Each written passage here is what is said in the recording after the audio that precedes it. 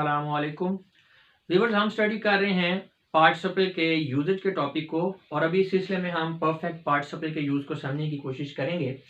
The perfect participle is used to exhibit actions completed at a certain point of time in the past. आपका जो perfect participle है, पहली तो बात है इसने एक्सप्रेस करना है किसी कंप्लीटेड एक्शन को। लेकिन मसला ये है कि जो हमारा पास्ट पार्टिसिपल था वो भी किसी कंप्लीटेड एक्शन को ही एक्सप्रेस करता था। अब फ़र्क ये है कि यहाँ पे जो एक्शन कंप्लीटेड एक्शन को इसने एक्सप्रेस करना है उसमें एक इजाफी चीज़ ये होगी कि वो एक्शन किसी खास मौके पे किसी खास पॉइंट ऑफ टाइम के ऊपर जो वो कंप्लीट हुआ होगा। तो जैसे having completed the task we went to sleep, यानी अपने टास्क को मुकम्मल करने के बाद हम सोने के लिए चले गए। अब ये at certain point of time in the past से मुराद ये है कि ये जो टास्क के कंप्लीट होने का जो काम है ये किसी खास मौके पर हुआ है, किसी खास टाइम पे हुआ है। कब हुआ है? जब वो सोने के लिए गए हैं। ठीक है, या इसको आप उल्ट भी कर सकते हैं कि जब वो सोने के लिए गए हैं वो किस मौके पे सोने के लिए गए हैं? जब काम आपका कंप्लीट हुआ है। इसी तरह नेक्स्ट देखें, the sun having set the workers return home. अब सन जो है, जो सूरज है आपका, वो डूब गया है। कब डूबा है? कौन से मौके पर डूबा है? कौन से eight a certain point of time in the past जो हम कह रहे हैं, तो वो कौन सा पॉइंट है? वो ये है कि जब वर्कर्स घरों को लौटे, या इससे उल्ट कर दें आप कि वर्कर कब लौटे हैं? जी, जब सूरज डूब गया। इसी तरह नेक्स्ट है having loaded the track the labour left the factory. तो आप देख सकते हैं कि यहाँ पे जो परफेक्ट पार्टिसिपल है ये किसी कंप्लीटेड एक्शन को एक्सप्रेस कर रहा है और उसमें वो एक्शन जो है किसी खास मौके पे किसी खास पॉइंट ऑफ टाइम पे हुआ है जी पास्ट में, तो इसलिए उसको एक्सप्रेस कर रहा है। वैसे अगर आपको थोड़ी बहुत कंफ्यूजन हो रही है तो आप जो इसकी फार्मेशन वाली वीडियोस है ना, ये हम पढ़ रहे हैं यूजेज को। तो जो फार्मेशन वाले पहले पार्ट्स हैं उनको आप देखेंगे तो ये आपको समझ आ जाएगी कि इनकी स्ट्रक्चर कैसे होती है। तो स्ट्रक्चर में हम अभी नहीं जा रहे, हम सिर्फ इसके यूजेज को देख रहे हैं। अगर आप स्ट्रक्चर को समझना चाहते हैं तो फिर आप इनकी फार्मेशन वाली वीडियोस को देखें। नेक्स्ट है, the perfect participle may be in active और passive voice, moreover they may be the combination of present participle and past participle. जी, तो ये आपके जो हैं पैसिव फॉर्म में भी हो सकते हैं, एक्टिव फॉर्म में भी हो सकते हैं, और ये प्रेजेंट पार्टिसिपल को और पास्ट पार्टिसिपल को कंबाइन भी करते हैं। तो उसमें अब आपको ये एक्टिव एंड पैसिव वॉइस का कुछ लोगों को प्रॉब्लम होगा समझने में, तो वो मैं आपको फिर कह रहा हूँ कि अगर आपको ये चीज़ें क्लियर नहीं है, यहाँ पे जस्ट हम यूज़ को स्टडी कर रहे हैं, तो आप जो पीछे जहाँ पे फॉर्मेशन हमने देखी है ना पार्टिसिपल की, वहाँ पे जाएँ तो आपको सारा क्लियर हो जाएगा। उसमें मैंने हर चीज़ को समझाया कि एक्टिव वॉइस कैसे होंगे, पैसिव वॉइस कैसे होंगे, इनकी स्ट्रक्चर्स कैसे होगी। जी, तो अब ये देखें, having read the book we left the library. किताब को पढ़ने के बाद जो है हमने लाइब्रेरी को छोड़ दिया। अब ये एक्टिव वॉइस में है। Having learn the lesson we went out for a walk. सबक को सीख लेने के बाद जो है हम सैर के लिए चले गए, ये भी एक्टिव वॉइस है। अब पैसिव वॉइस में देखें ज़रा, having been informed by us they left the place at once. ठीक है, हमारी तरफ से पता चल जाने के बाद उन्होंने फौरन ही जगह को छोड़ दिया। अब यहाँ पे देखें ना, हैविंग के बाद आपका डायरेक्ट जो है वो पास्ट पार्टिसिपल है। यहाँ पे बताया हुआ है हैविंग प्लस पार्टिसिपल, इस पास्ट पार्टिसिपल से बन रही है परफेक्ट पार्टिसिपल की स्ट्रक्चर, लेकिन ये एक्टिव वॉइस की है। जब पैसिव वॉइस की आएगी तो फिर उसके साथ बिन आ जाएगा, हैविंग बिन इन्फॉर्म्ड, यानी हैविंग इन्फॉर्म्ड नहीं होगा, हैविंग बिन इन्फॉर्म्ड हो जाएगा, तो ये आपका पैसिव वॉइस हो गया। नेक्स्ट में having been warned by the manager the worker started work properly. तो मैनेजर ने जब उनको तंबीह की तो जो मजदूर हैं या वर्कर्स हैं उन्होंने बिल्कुल ठीक तरीके से काम करना शुरू कर दिया। अब यहाँ पे भी हैविंग वार्म्ड नहीं है, हैविंग बीन वार्म्ड है। तो अगर बिन नहीं है तो इसका मतलब एक्टिव वॉइस में है, और अगर बिन है तो इसका मतलब है पैसिव वॉइस में। अच्छा, इसका मैं समझाता भी हूँ कि ये किस तरह से, आगे सारी डिटेल में आपको क्लियर हो जाएगा। परफेक्ट पार्टिसिपल में also combine two sentences like past participle. हाँ जी, जिस तरह पास्ट पार्टिसिपल जो है दो सेंटेंसेस को कंबाइन करता था, जैसे कि हमने उसके ये जो दूसरा पार्ट था पास्ट परफेक्ट वाला, पास्ट पार्टिसिपल वाला, उसी तरह ये जो हमारा परफेक्ट पार्टिसिपल है ये भी दो सेंटेंसेस को कंबाइन करता है। अब ये दो सेंटेंसेस है हमारे पास ए और बी, इनको जरा समझें। The match has been stopped, match रुक गया है। द स्टेडियम सीम्स वैकेंट, जो आपका स्टेडियम है वो आपको खाली नजर आ रहा है। तो अब इन दोनों सेंटेंसेस को जब हम कंबाइन करेंगे तो इसके लिए हम यूज करेंगे perfect participle. The match having been stopped the stadium seems vacant. Match के खत्म हो जाने के बाद जो है वो स्टेडियम क्या है, वो खाली नजर आ रहा है। अब देखें सेंटेंसेस यहाँ पे दो में ये बात एक्सप्रेस हुई है, या नीचे एक ही सेंटेंस जो है इस पूरे मैसेज को, यानी जो मैसेज दो सेंटेंसेस पहले कन्वे कर रहे थे अब एक सेंटेंस ही जो है वो कन्वे कर रहा है। वजह क्या है कि यहाँ पे हमने यूज कर लिया है परफेक्ट पार्टिसिपल। अच्छा, अब इसमें थोड़ा सा इसको मजीद समझते हैं। It is clear that the perfect participle is used to combine the sentence A and B into C. ये भी देख लिया कि दो sentences थे, हमने perfect participle को use करके तीसरा sentence बना लिया. It must be understood that perfect participle is used to express an action completed at certain point of time in the past. ये भी हमने डिस्कस किया है कि जो हमारा perfect participle है किसी ऐसे action को एक्सप्रेस करता है जो पास्ट के अंदर किसी खास मौके के ऊपर हुआ है, किसी खास पॉइंट पे हुआ है. Or completion of an act before another in the past.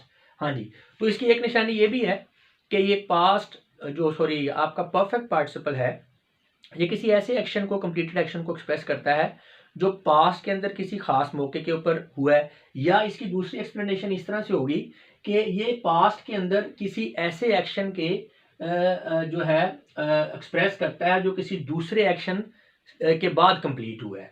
जैसे or completion of an act before another in the past. या आप कह लें कि किसी ऐसे एक्शन को एक्सप्रेस करता है जो पास्ट के अंदर किसी दूसरे एक्शन से पहले कंप्लीट हुआ है. फिर उसको रिपीट कर रहा हूँ, परफेक्ट पार्टिसिपल जो है वो किसी ऐसे कंप्लीटेड एक्शन को एक्सप्रेस करेगा जो पास्ट के अंदर किसी खास मौके पे कंप्लीट हुआ है, या पास्ट के अंदर किसी ऐसे एक्शन को एक्सप्रेस करेगा जो कि पास्ट के अंदर ही किसी दूसरे एक्शन से पहले कंप्लीट हुआ है.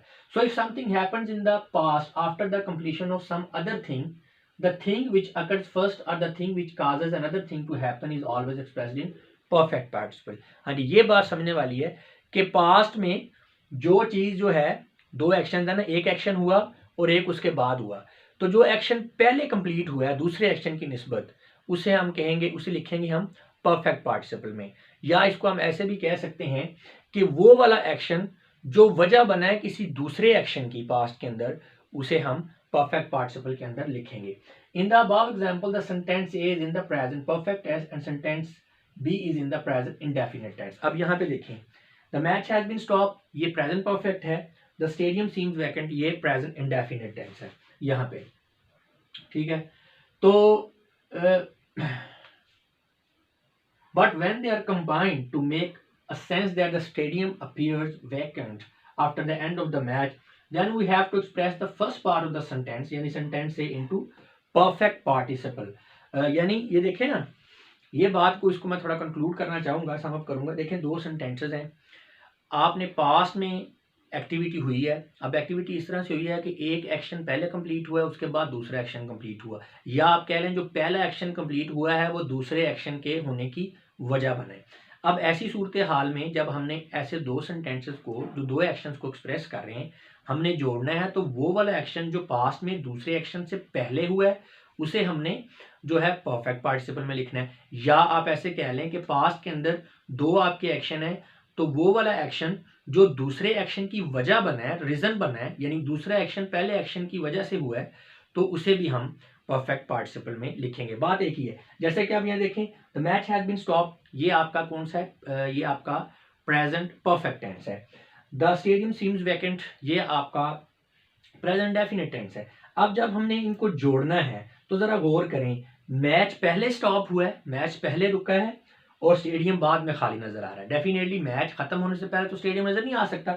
इसका मतलब है मैच के रुकने का जो एक्शन है वो पहले हुआ है, और स्टेडियम जो है वो बाद में खाली नजर आ रहा है. तो जैसे हमने अभी पढ़ा है कि जो पहले हुए एक्शन, उसको फिर हम किस में लेंगे, उसे हम परफेक्ट पार्टिसिपल में लेंगे, the match having been stopped. ठीक है, इसको हम दूसरी तरह से भी एक्सप्लेन कर सकते हैं. मसलन हम ये कहते हैं कि जी पहला जो एक्शन है, आप कंप्लीशन वाली तरफ नहीं जा रहे, हम कहते हैं कि जो पहला एक्शन है वो दूसरे एक्शन की वजह बना है. डेफिनेटली जब मैच स्टॉप हुआ है तो स्टेडियम जो है उसके खाली होने की नौबत आई है, वरना तो ना होता. तो इस लिहाज से भी हम कहेंगे कि जो वजह बना है, जो पहला एक्शन है, उसे भी हम पैसिव वॉइस के अंदर, यानी उसको हम जो है परफेक्ट पार्टिसिपल के अंदर शो करेंगे. अच्छा, इसमें एक और एग्जांपल हम देख लेते हैं. The factory had been open, factory जो है वो खुल चुकी थी. अब ये पास्ट परफेक्ट है, इसको ज़हन में रखना है. The workers were busy running the machines, जो वर्कर्स थे वो मशीनों को चलाने में बिजी थे. अब इन दो सेंटेंसेस को जोड़ना है तो हम किस तरह से जुड़ेंगे. The factory having been open, the workers were busy running the machines. Definitely जब फैक्ट्री ओपन हुई है तो मशीन को रनिंग करने वाला काम शुरू हुआ ना, इसलिए पहला एक्शन क्या है, फैक्ट्री के ओपन होने का. ठीक है, या आप कह लें ये जो एक्शन है वो दूसरे एक्शन का रीजन बना है, तो इसे फिर हम क्या करेंगे, इसे परफेक्ट पार्टिसिपल में लेंगे। The factory having been open, the workers were busy running the machine. Second part हमने वैसे ही साथ में कंबाइन कर लिए, यहाँ पे भी वो ऐसे ही है, द स्टेडियम सीम्स वैकेंट, उसमें कोई चेंज नहीं है। जस्ट हमने जो पहला एक्शन है उसको हम परफेक्ट पार्टिसिपल के लिए जो हमारा पहला एक्शन कंप्लीट हुआ है उसको हमने परफेक्ट पार्टिसिपल के अंदर जो है वो रिप्रेजेंट किया है। अच्छा, ये जो हमने अभी बात जितनी भी की है, इस सारी की सारी बात की एक सिंपल एक्सप्लेनेशन भी हो सकती है। ये सारी एक्सप्लेनेशन आपको पता होना चाहिए कि किस तरह से हम इसको कर सकते हैं। There may be another explanation of the formation of the above sentences which is as, because the verb of the sentence A in each case is in the passive form. हाँ जी, अब ये दो हमारे पास बेसिकली एग्जांपल है, ये वाली और एक ये वाली। अब ये जो आपका सेंटेंस ए है ये पैसिव फॉर्म में है, the match has been stopped, ये पैसिव फॉर्म में। इसी तरह इसका भी देखें, the factory had been open, तो ये भी पैसिव फॉर्म में। तो जैसे case in the passive form has been stopped and had been open, ये दोनों आपकी पैसिव फॉर्म है। So perfect participle should also be in the passive form. तो जब आपका जो पहला सेंटेंस है, जो एक्शन आपका पहले कंप्लीट हुआ है पास्ट में, जब वो आपका पैसिव वॉइस में है, उसकी वॉइस पैसिव है, तो फिर आपने जब उनको जोड़ना है, जब आपने परफेक्ट पार्टिसिपल का यूज करना है, तो उसे भी हमने पैसिव में ही लेना है। जैसे कि यहाँ पे क्या है, हैज बीन स्टॉप्ड है, ये पैसिव में है, तो बिल्कुल इसी से हमने हैविंग बीन स्टॉप्ड है। अब अगर एक्टिव में देखें ना, एक्टिव में होता तो सिर्फ इतना होता, the match having stopped, been नहीं होता। लेकिन चूंकि जो पहला सेंटेंस है वो ऑलरेडी पैसिव में है, इसलिए फिर हमने यहाँ पे भी परफेक्ट पार्टिसिपल को क्या करना है, इसको हमने पैसिव में ही लेना है। हाँ, अगर ये वाला जो हमारा सेंटेंस है ये एक्टिव वॉइस में होता तो फिर हमने यहाँ पे हैव बीन नहीं लगना था, द मैच हैविंग स्टॉप्ड, तो फिर ये भी एक्टिव में होना था। Same is the case here, यहाँ पे भी जो आपका पहला सेंटेंस है, the factory had been open, ये पैसिव में है। तो लिहाजा जब हमने इसको जोड़ना है, हमने परफेक्ट पार्टिसिपल का यूज करना, तो फिर हम उसे भी पैसिव में लिखेंगे। हाँ, अगर पहला सेंटेंस एक्टिव में होता तो फिर इसको भी हमने एक्टिव में रखना था, ये हैविंग बीन नहीं होना था, द फैक्ट्री हैविंग ओपन। ये जहन में रखिएगा कि ये एक्टिव एंड पैसिव वॉइस का थोड़ा डिफरेंस मैंने बता दिया, ये एक्टिव में है, ये पैसिव में है।